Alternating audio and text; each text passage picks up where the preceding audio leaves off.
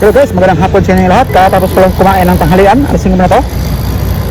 Ang sarap ng ulam guys. Yung may gatang kalabasa na may halo-halong gulay. Labong, malunggay, ukra, talong, at marami pang ibang gulay. Tapos may nimay na isda. Sarap. Tapos nilagang saging. One rice syempre. Sarap guys. Yan lang normal na pagkain ko. Ano lang yung sigmura ko okay na ako.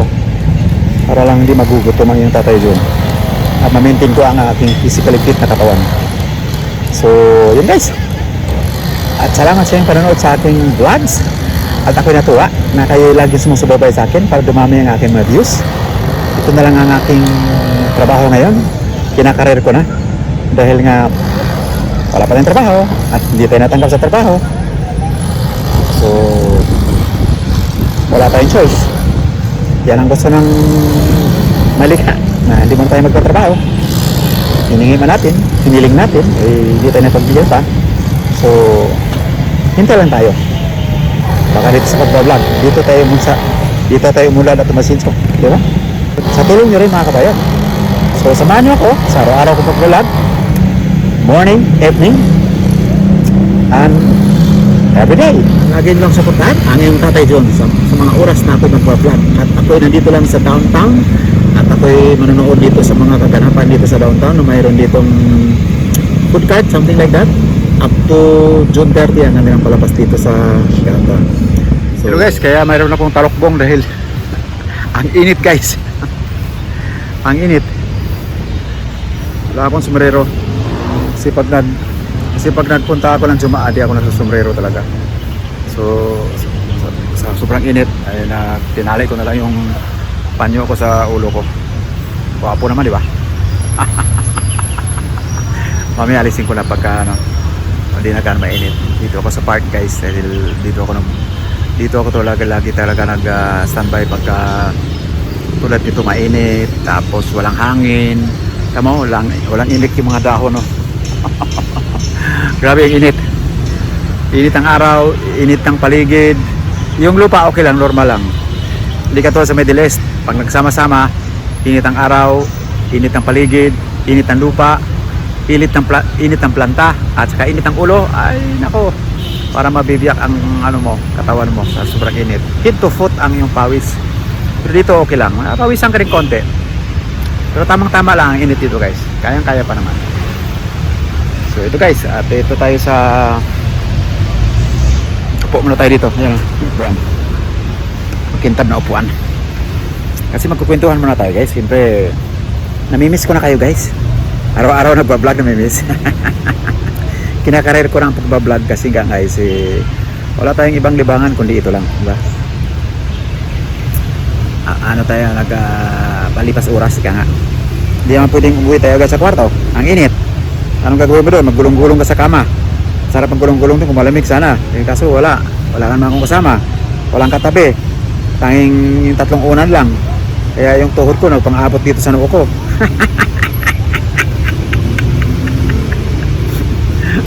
Ganun pala guys, lalambot ang katawan, magiging flexible kapag wala kang kapartner. Kasi ang tangi mo lang makapartner mo yung tuhod, unan. Kawawa iwanan ko doon pumayat yung unan ko doon sa kakapilipit ko Subukan nyo kaya guys, patulog kayong mag-isa. Magdadalawang taon na ako natutulog na ganun. Pag hindi mangayat yung unan nyo, kung hindi nyo kaya yung tuhod nyo abot sa noo nyo, yung unan nyo kawawa. Hindi ko alam sa babae kung ganun din. Sa lalaki ganun talagang naghahanap talaga ang lalaki na may katabi, na may kayakap. Pero sa edad ko guys, wala na. Ayun, ko na lang. Lipas na ang panahon natin, masaya na ako na makita kayo guys na masaya. Basta ako'y makain man lang ng 3 beses ang araw, masaya na ako. At nagpag-vlogs araw-araw. May detailed ko ang aking mga ginagawa, ay mga kinakain. Dahil nga gusto kong malaman nyo na ako'y nabubuhay sa sarili kong paraan na pamumuhay dito sa Mindanao. Para ko sana puntahan yung Philippines building. Doon kasi si Uncle Chito Samantina yung host ng Design Show. Chitchat Attorney. Nagkano sa doon eh. Search for Bisdak 12. Oh, no. Nagkano sa namili sa doon ng mga bagong content creator, mga vlogger na wala pang mga subscribers, o kung may subscribers ka man na hindi lalagpas sa 100,000. At o sino mapili niya ay may gantimpala na 250,000 pesos. So yun guys, kung may time kayo, pumunta kayo doon at ma-interview kayo na Uncle Chico. So that is only for Bisayan o mga Bisdak, mga Bisayan born vlogger, mga nag-uumpisa.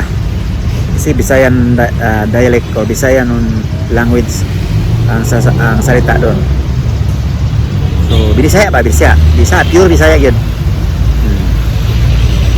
So yun guys, at ako'y pupunta doon sa Rizal Park kasi may mga food cart doon. Isang araw nakita ko, tingnan ko kung mayroon pa sila ngayon. So see you there. So yung guys, dito sa akin channel, na second channel ko nga, Johnny Cadena TV, eh mayroon akong mga upload doon ng mga ibang vlog. Nakita ko lang yon, kaya nakalagay doon na credit to the owner. Wala akong nilagay doon kung ano pa. So pinedit ko lang siya, sarili kong paraan, sarili kong technique, mga ganon. So basta nilagay ko doon, credit to the owner. Hindi naman akin yun. Natripan ko lang, ang ganda kasi. Isang ano lang siya, for public viewing lang. Isang magandang vlog na nakapag-inganyo sa mga ibang vlogger. Nakita ko kasi yun sa isang vlogger sa US based siya, pero laki siyang Vietnamese yung kanyang mga kwan doon pinupuntahan. Ang kanyang vlog guys, tungkol lang sa hair spa, mga shampoo ng buhok. Wala siyang ibang vlog, yun lang. Araw-araw siya nag-vlog, or every other day, or every week, ganyan. Wala siyang vlog, pero iba-ibang salon, iba-ibang spa. Pero gano'n lang, papaano lang siya. Pero pag naligo yung body bath lang siya, hindi nagsashampoo ng buhok. Pupunta lang siya doon sa mga hair spa o yung mga salon, ganyan. Kasi mura doon ang kanilang shampoo $1 lang yata o $2. So araw-araw, kahit araw-araw ka doon magpa-shampoo o twice a week, okay lang. Tapos binablog nga niya. So yun, lang ako. Inaanap ko kasi yung na-miss lang ako Tsaka yung mga foot spa, yung removing blackheads, yung mga ganon.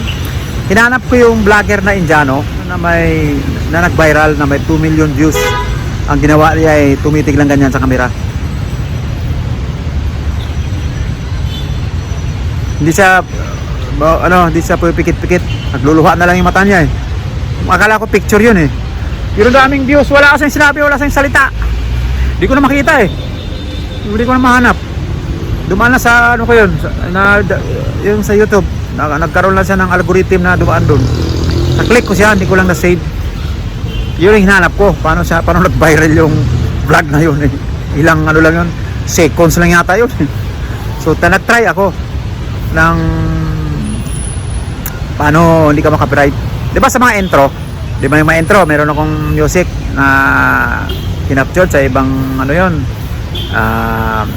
sa ibang mga vloggers, sa ibang mga content creator. Tapos hindi ko lang binuo. Hindi po, kasi pag buong kanta ay copyright ka. Seconds lang. At least siguro mga 15, 12 seconds. So walang copyright. So ganun naman ang mga background music Sa maiksi lang hindi ka makaka-copyright. Mga intro, outro, hindi ka makaka-copyright.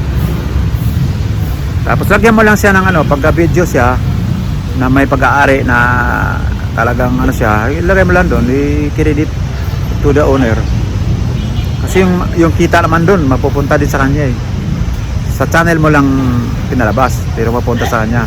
Yung kung napanood nyo yung aking video sa main channel na may cover song ako, o yung kumanta ako ng I started a joke, there's in heaven, yun mga 50-50 ang kita ko at saka yung may-ari ng music. So kung kumita ng $50 yung bawat video na yun, 50 cents lang sa akin, 50 cents din yung may-ari.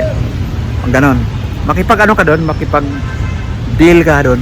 Kasi may option doon Pag nagkaroon ka ng copyright, pipindutin mo yun.